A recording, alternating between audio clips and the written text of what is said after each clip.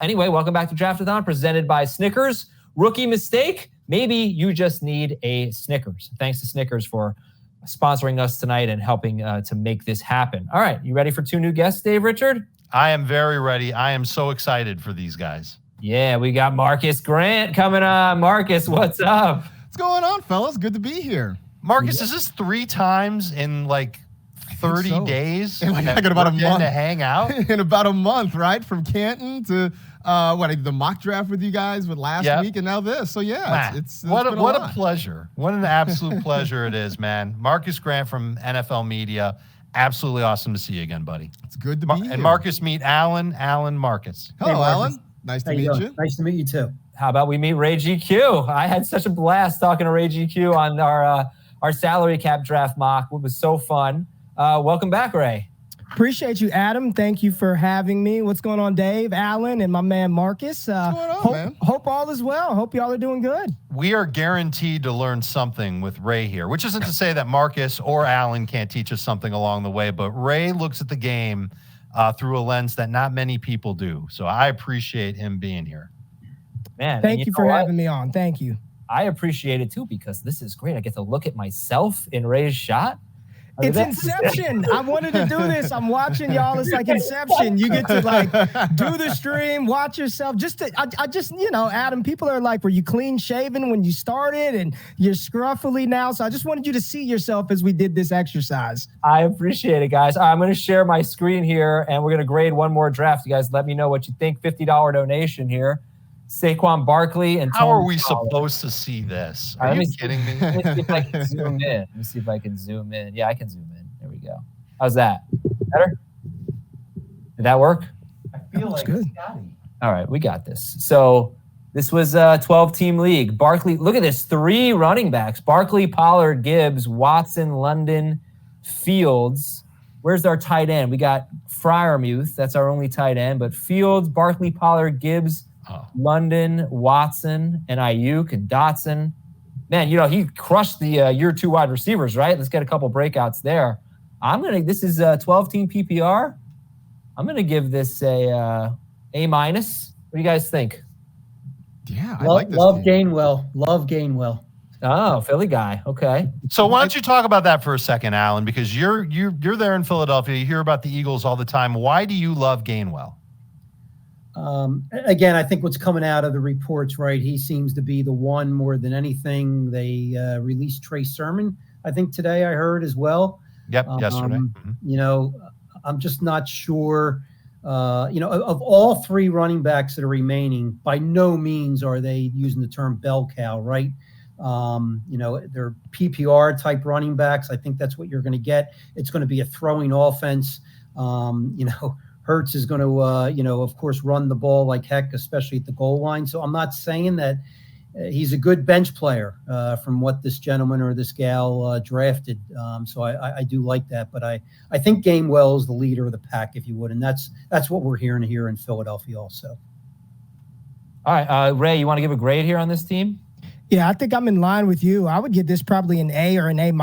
I think the selection, even in a single quarterback league of Justin Fields in the 6th round, I really like that. The rushing upside that he brings. You've got 2 hammers with Tony Pollard and Saquon Barkley, a potential stud in Jahmyr Gibbs, the upside of Christian Watson. And when you're just talking about, the pockets in which this individual drafted, I think this is a very good draft. Those are hammers. And with a shallow bench, only 6 bench players, I'm looking at everybody that he has. This is good. And Roschon Johnson in the 12th, who knows what you can get out of him, but I like the sneaky stack with Justin Fields right there as well. This is a solid draft right here out of the 10 spot. Very, very well done. Very well done. Yeah, man. All right. And I guess it just goes to show you can go running back, and still put together a good team. Alan, go Giants. And thank you for, I see, by the way, I see the t-shirt you're wearing. You're wearing our draft-a-thon shirt from last year. That's really cool.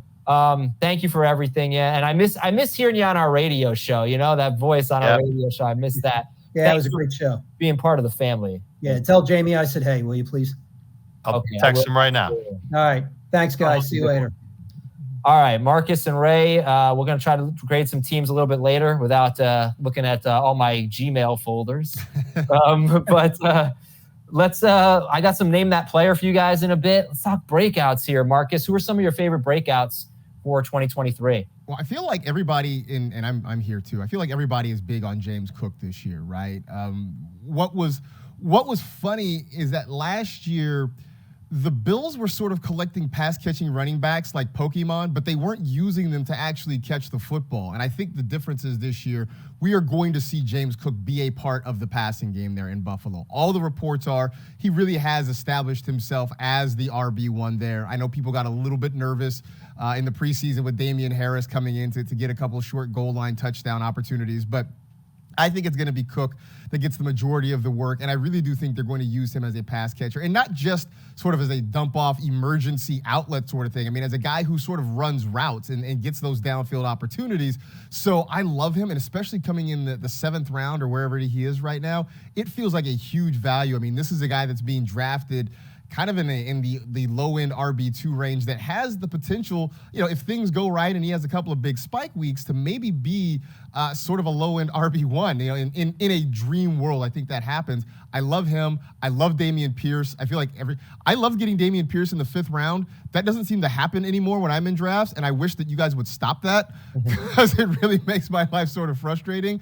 But again, I think he's separated himself from Devin Singletary. I sort of laughed. I'll say this. I laughed early in the offseason when he said, oh, yeah, I've been watching tape of Christian McCaffrey to get better as a pass catcher. And I just sort of took that as like, kind of guys talking, just sort of off-season talk. But it does seem like they're going to use him. And we're not going to confuse him with CMC or Tony Pollard or Austin Eckler. But I do think he gets a larger share of the passing game work there in Houston, combined with the fact that last year he was great when it came to forcing missed tackles. He was great with yards after contact. So I think if he stays healthy for the majority of the season with a little bit of extra pass-catching volume, I think he's in line for a lot of really productive fantasy weeks this week. Who you like, Dameon Pierce or Aaron Jones? Let's say it's half PPR. At cost, I like Dameon Pierce. Just because where I got to draft Aaron Jones, I'm a little bit nervous about that. But if I can wait a round or so later and get Dameon Pierce, I'm going to do that all day. Look at this. What is Dave scheming? Dave is writing something and sticking his tongue out just a little bit. He's like, he's definitely scheming something. All right, let's play. Let's Ray, give me a few sleep breakouts that you like. Yeah, I mean, Marcus took the Pokemon reference, so I'm just going to use a canine reference, and I'm going to mention a dog. And I don't mean a D-O-G. I'm talking about the D-A-W-G, George Pickens. I'm excited for GP this year. I think that this team, we looked at Pittsburgh last year, and there was a lot of skepticism around Kenny Pickett. However, this offseason, what did they do? They invested in offensive line early. They got a behemoth of a man at tight end that's a phenomenal blocker in Darnell Washington. And I believe the Pittsburgh Steelers just traded for another sort of backup depth piece for that offensive line. But if you're going to tell me they've improved that offensive front, Kenny Pickett this far through preseason looked incredible. And if he's going to take that second-year leap forward, you look at those wide receivers, and it's not a matter of Deontay Johnson isn't good. He's going to get his. He is going to lead that team in target share. He's going to get peppered with targets. However, George Pickens, that downfield threat, that ability to be a monster in the red zone, even though he's not going to see the type of volume that Deontay Johnson probably is going to see, I'm very excited about his red zone opportunities, the downplay ability, the fact that Kenny Pickett wants to throw the ball deep. He was doing it all preseason. So give me some George Pickens. I'm focused on I'm not looking at whatever Dave is putting on my TV behind me. I'm focused on the people. Let's go. George Pickens is my breakout. Let's get it. All right. Would you take him over Deontay Johnson? Oh, gosh, Adam. No, I would not do that. I wouldn't do it because I know Deontay Johnson is going to be peppered with 140 targets this year. But I do want some George Pickens. I think he's due for a very big year, too, in Pittsburgh. Okay. May I, Adam? Yeah. Because I can't resist getting into this conversation. Of course. I think Pickens leads this team in targets, catches, yards, and touchdowns. Ray, I know that Deontay has been that guy for us for so many years. His explosive play rate has just never been high. And the thing that Pickens can do is make explosive plays. And I'm sure you've seen his preseason film. He's running a few different routes than he ran last year. And one of the things that I love to we don't really talk about this a lot on our show, Adam, but one of the things I like to look at is how quickly can a wide receiver turn back to his quarterback on hitch routes, on comeback routes, making that change of direction turn. And I saw a play, I counted it like 4 times. I thought Pickens turned back in like 2.5 steps, and I never see that. And we know that he's physical as all get out. He's a contested catch machine. We saw it in the preseason game. We saw it in a highlight in Steelers camp. We saw it a bunch last year. I think that this is a big-time breakout, and I have a feeling the Steelers are counting on it this year. He's one of 2 people in this offense that I think the Steelers are looking to get a little bit more out of than people may not necessarily get based on last year and the year before. So I am drafting Pickens ahead of Deontay Johnson. Jamie Eisenberg and I have a bet over which one will have more targets this year. And I think that there's absolutely something there for George Pickens as a huge breakout receiver this year. All right, I want to go around the room, and we'll go Dave, Ray, Marcus, and I'm going to ask you 0 to 10 on the breakout-o-meter. How much of a breakout season, are you buying? How good of a breakout candidate is this player? All right, 0 to 10. So let's start with the kind of an easy one, Garrett Wilson. 11. Okay, that was fine. Agreed. 10. He's a Ted. He's a Ted. Yes. We did not need to see the preseason touchdown from Aaron Rodgers either. This is a no-brainer. I mean, look, I go back to the thing that made us most excited about Garrett Wilson last year was when Mike White was starting. Like, we got excited about that. So now he gets Aaron Rodgers. This is a no-brainer. Okay, how about Ramondre Stevenson? 0 to 10 on the breakout-o-meter. 5. I'll say 6. I mean, he was good last year. I don't know how much better he is than he was last year. So I'll say 6. He's good, but I'll give him a 6. I'll go one more. I'll go 7. I'm not as worried about Ezekiel Elliott, and I think that they have an actual offensive coordinator coordinating the offense, and I think that helps. Yeah, I've heard. I don't know a lot about football. I've heard that does help. Yes, to have an actual offensive coordinator. How about Travis Etienne? 0 to 10. As far as a breakout goes, let's put him at a 7. Marcus? I'm gonna Ray, taking a pass? Yeah, I'm gonna go 4. I think Tanks Bigsby is gonna be a problem, and I just he's not the pass catcher that I thought he would be coming out of college. I really thought he was gonna catch more passes, and he just doesn't.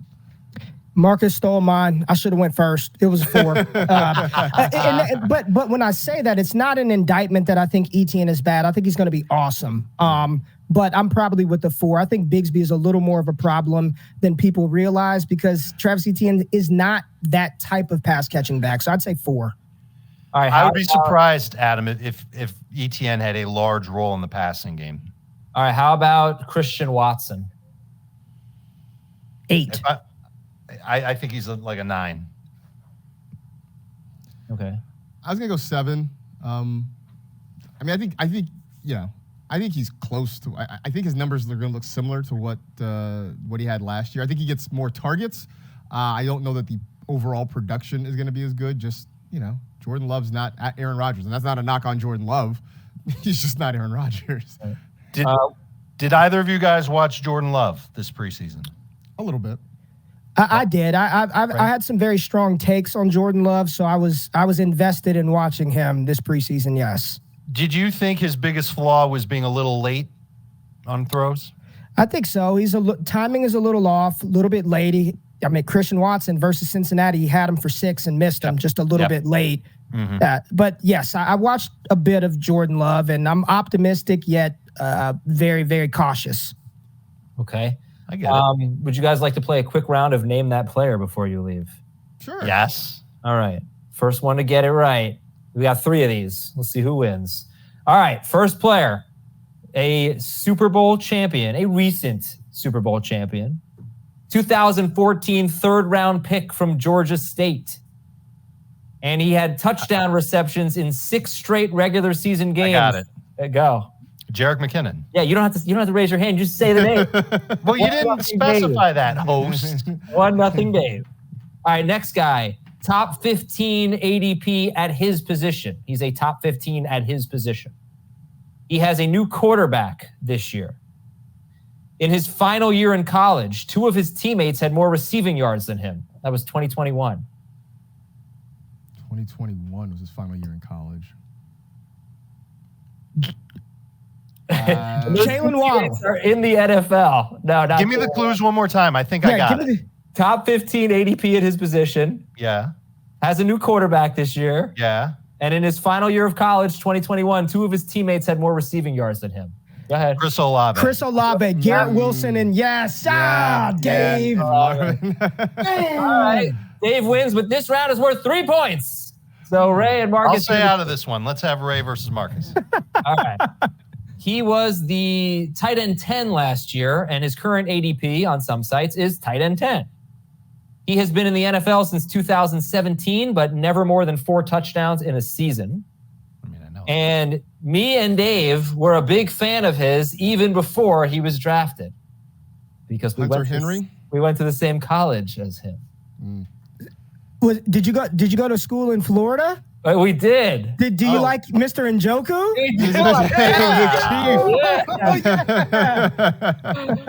All right, Ray and Marcus, thank you guys for hopping on and hanging out. We appreciate it. Thanks for helping us raise money today. Appreciate you guys, man. Thank y'all. Appreciate y'all. Beautiful cause. Thank y'all for having us. Yes. Absolutely.